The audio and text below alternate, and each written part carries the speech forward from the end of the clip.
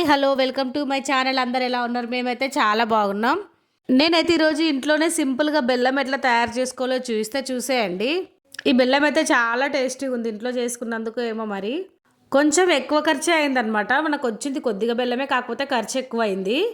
కానీ టేస్ట్ అయితే చాలా బాగుంది. మా పిల్లలకు రోజు పాలతో ఇస్తున్నా. సూపర్ అంటే సూపర్ ఉంది. మా పిల్లలు చెప్తున్నారు చాక్లెట్ లాగా ఉంది అని.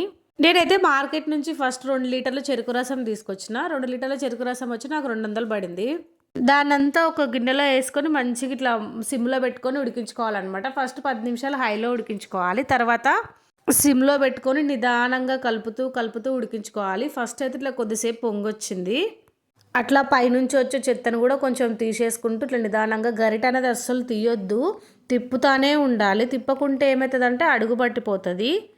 అప్పుడు బెల్లం అంతా మాడు వాసన వస్తుంది అనమాట. తినాలనిపించదు. ఇట్లా కలుపుతా కలుపుతా చేసుకోవాలి. మనకి ఇష్టమైతే ఈ స్టేజ్లోనే కొంచెం ఇలాచీ పౌడర్ కూడా యాడ్ చేసుకోవాలి. నేనైతే చేసుకోలేదు. నేనైతే ప్యూర్ బెల్లం చూద్దాం ఎట్లా ఉంటుందని నేను కూడా ఫస్ట్ టైమే ట్రై చేసాను అనమాట. కానీ చాలా పర్ఫెక్ట్గా వచ్చింది.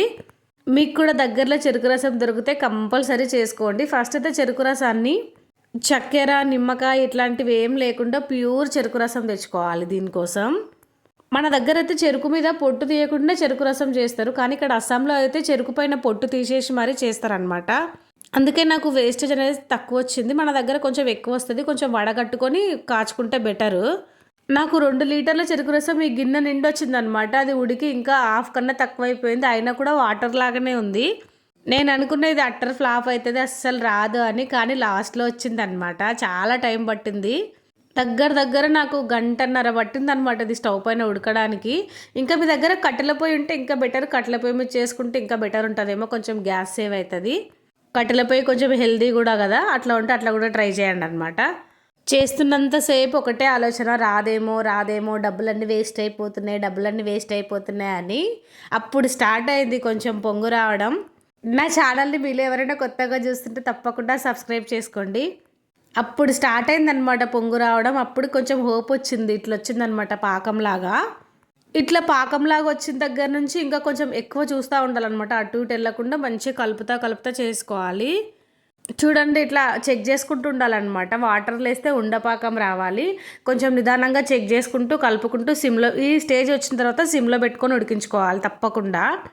చూడండి ఇట్లా చేసుకోవాలన్నమాట. ఇంకా థిక్ కావాలి, ఇంకా ఉడికించుకోవాలి. మీలో ఎవరైనా చిన్నపిల్లలకి పాలలో చక్కెర వేసిస్తే ప్లీజ్ అవాయిడ్ చేయండి. బెల్లం వేయండి. అంటే ఈ బెల్లం అని కాదు, ఏ బెల్లం దొరికితే ఆ బెల్లం ఇవ్వడానికి ట్రై చేయండి. పిల్లలకు మాత్రం అస్సలు షుగర్ మాత్రం ఇవ్వద్దు.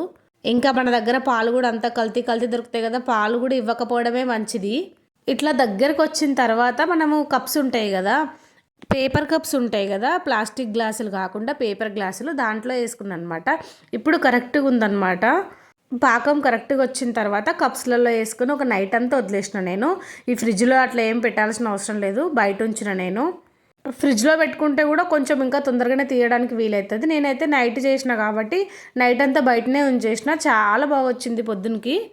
మా పిల్లలకైతే ఈరోజు పొద్దున్నే పాలతో పాటు బెల్లం ఇచ్చిన చాలా ఎంజాయ్ చేసి తిన్నారు. చాలా బాగుందన్నారు.